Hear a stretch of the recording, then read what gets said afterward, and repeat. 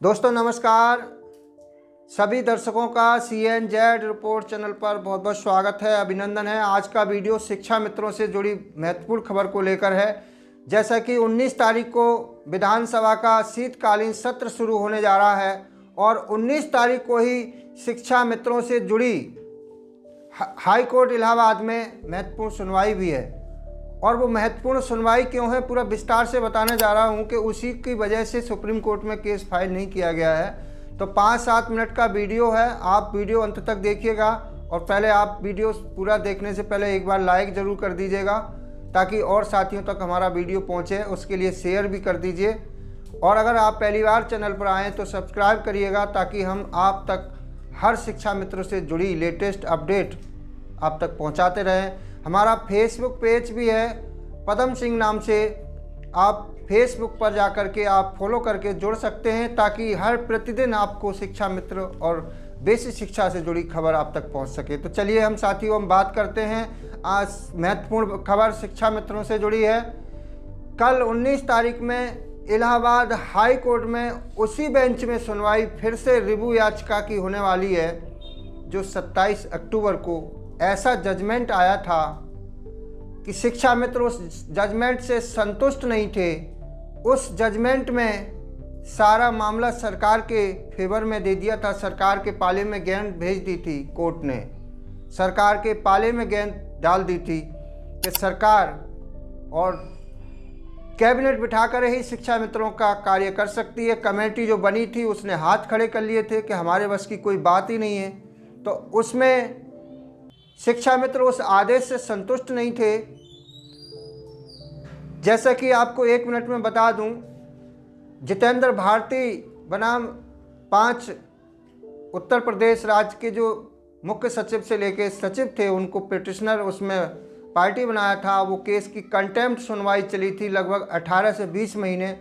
और जो 27 अक्टूबर को सुनवाई हुई थी उसमें जो जज थे जस्टिस रोहित रंजन अग्रवाल, उन्होंने ऐसा जजमेंट दिया कि शिक्षा मित्र संतुष्ट नहीं हुए। शिक्षा मित्र चाहते थे कि शिक्षा मित्रों को कोर्ट ऐसा जजमेंट दे जो सरकार के लिए कोई समय सीमा निर्धारित करे कि इतने समय के अंदर आपको वित्तीय इंडेक्स के अनुसार मानदेय वृद्धि करनी है। लेकिन वो कोई समय सीमा निर्धारित ना होने के कारण, जबकि 27 अक्टूबर के बाद राज्य सरकार योगी जी की कैबिनेट की मीटिंग भी हो चुकी है और उसके बाद जब मीटिंग में शिक्षा मित्रों के लिए निर्णय नहीं लिया गया तो जितेंद्र भारती ने पहले उनके वकील साहब ने उनको सलाह दी और हाई कोर्ट में फिर से उसी जजमेंट पर जो 27 अक्टूबर को आया था उस पर रिव्यू पिटीशन दाखिल की थी 2 दिसंबर को। और उसकी एक डेट पीछे लग चुकी है, 10 तारीख थी दिसंबर की,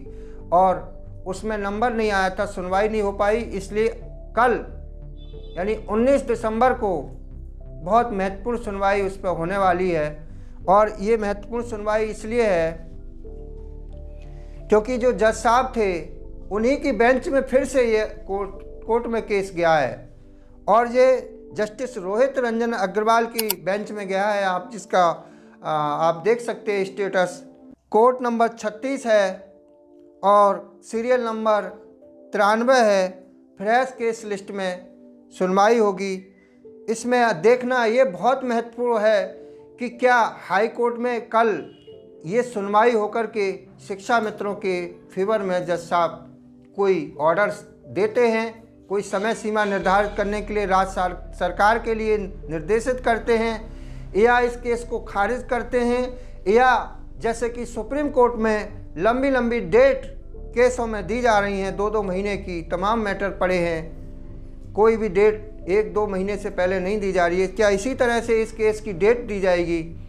तो इसलिए कल की सुनवाई शिक्षा मित्रों के लिए महत्वपूर्ण है। और कल का दिन विधानसभा में शीतकालीन सत्र शुरू हो रहा है। तो शिक्षा मित्रों का कहना है कि विपक्ष के जितने भी नेता हैं, चाहे वो विधान परिषद में जितने भी MLC हैं, उत्तर प्रदेश सरकार में जो विपक्ष के MLC हैं, विपक्ष के विधायक हैं, वो शिक्षा मित्रों की बात को लगातार 8 साल से पुरजोर तरीके से उठाते हैं। तो इस बार शिक्षा मित्रों का हाथ जोड़ करके हमारे पास निवेदन आया है कि आप अपने चैनल के माध्यम से उन तक ये बात पहुंचाने का प्रयास करिए कि विपक्ष का कोई भी सांसद, विधायक, कोई भी एमएलसी, चाहे वो विधान परिषद हो या विधानसभा हो, उसमें शिक्षा मित्रों का मुद्दा बिल्कुल ना उठाएं, ताकि सरकार जो कर रही है उसे करने दें। सरकार, क्योंकि मुख्यमंत्री जी 5 सितंबर को स्वयं शिक्षा मित्रों के बारे में बहुत अच्छा करने के लिए कह चुके हैं। शिक्षा मित्र और अनुदेशकों के मानदेय को बढ़ाने के लिए भी हम लोग आगे कार्य कर रहे हैं।